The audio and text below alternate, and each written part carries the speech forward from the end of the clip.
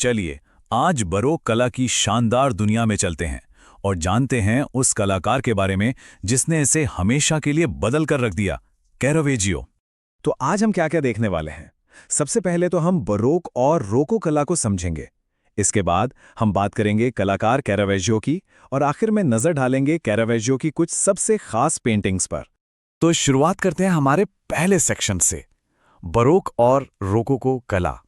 यहां हम जानेंगे कि ये कला आखिर है क्या। तो ये सब शुरू कहाँ से हुआ?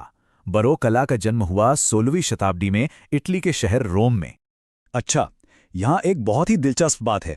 देखिए, बरोक कला का जनक यानी फादर ऑफ बरोक आर्ट तो कैरावेजियो को कहा जाता है, लेकिन इसका जन्मदाता या ओरिजिनेटर राफेल को माना गया है। तो ये जो शब्द है बरोक, इसका मतलब क्या होता है?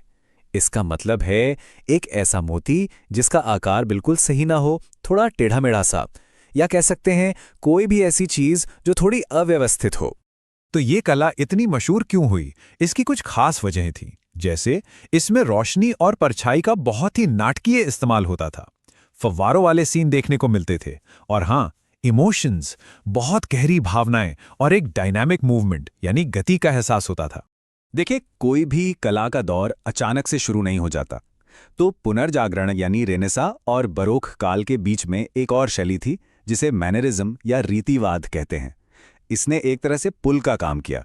और इन्हीं सब खासियतों की वजह से यूरोप की कला के इस दौर को स्वर्ण युग या गोल्डन एज के नाम से भी जाना जाता है। तो इस गोल्डन एज के सबसे बड़े कलाकार कौन थे? उनमें 3 नाम सबसे अहम हैं: कैरावेजियो, रूबेंस और रेम्ब्रा।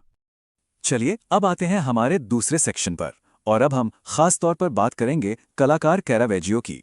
कैरावेजियो का जन्म इटली के मिलान शहर में हुआ था साल 1571 या 1573 में, और उनकी मृत्यु हुई 1610 में।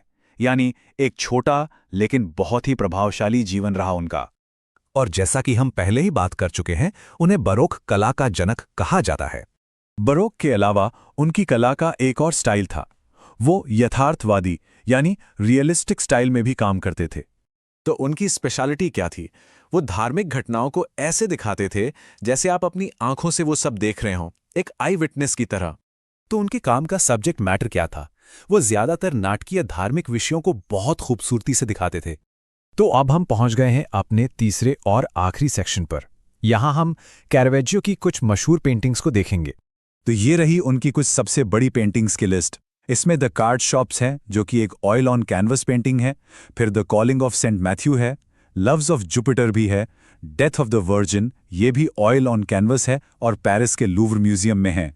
इसके अलावा the incredulity of Saint Thomas, supper at Emmaus, John the Baptist, the conversion of Saint Paul, the taking of Christ, boy with a basket of fruit, और हाँ, द एंटॉम्बमेंट ऑफ क्राइस्ट, जो कि वेटिकन म्यूजियम रोम में रखी हुई है। तो अब सवाल ये उठता है कि क्या इन पेंटिंग्स के बारे में या फिर बरोक कला के किसी और पहलू के बारे में और भी विस्तार से जानकारी चाहिए?